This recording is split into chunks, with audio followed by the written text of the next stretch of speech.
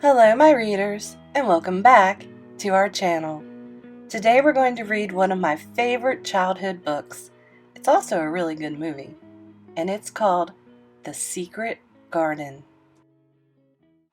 Mary Lennox lived in India, but when she was 10, she was sent to live with her uncle in England. After a very long journey by boat, car, and train, she finally arrived on a cold, wet railway platform in the middle of nowhere.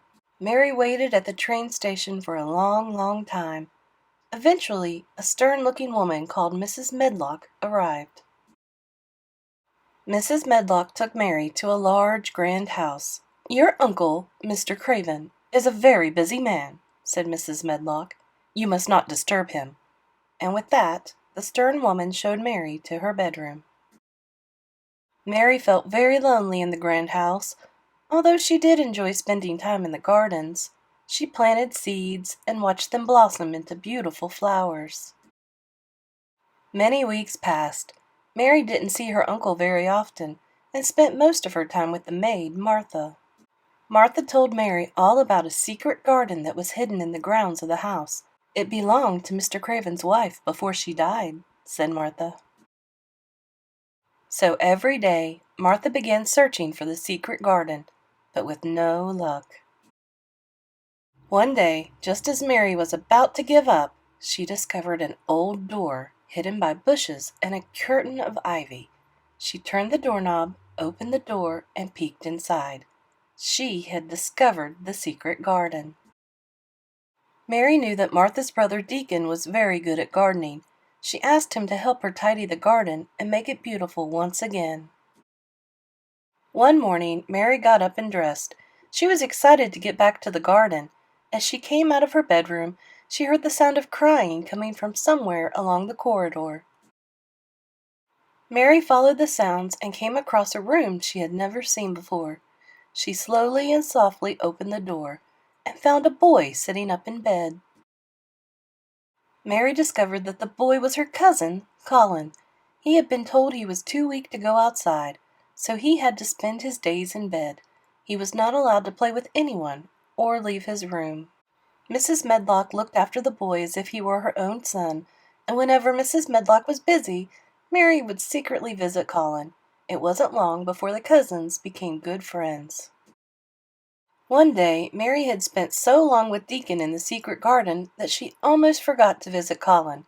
Colin was very upset when Mary finally got to his room. "You're always in that garden," said Colin angrily. "If you got out of bed for a change," replied Mary, "you could come and see it for yourself." Colin had an idea. "Maybe," he said, "I could come to the garden?" Mary was overjoyed and thought it was a wonderful idea. "However will we sneak you past Mrs. Medlock?" wondered Mary. "We won't," replied Colin. "I know exactly what to do."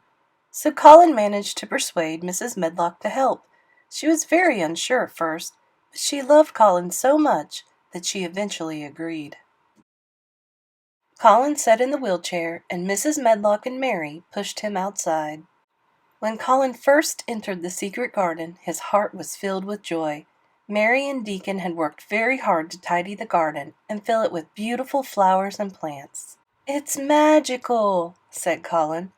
Every day, Mary took Colin to the garden, and every day, Colin grew stronger and stronger. After a long time had passed, Colin felt so strong that he found he no longer needed his wheelchair. I can walk," he declared. But one day, Mr. Craven discovered that Colin wasn't in his bedroom. "Where's Colin?" Mr. Craven demanded. Mrs. Medlock had no choice but to tell him where he was, in the secret garden. Mr. Craven ran to the secret garden and was amazed when he saw Colin skipping and dancing with Mary and Deacon, and his heart filled with happiness. Colin was startled to see his father and was just about to explain and apologize when Mr. Craven burst into tears.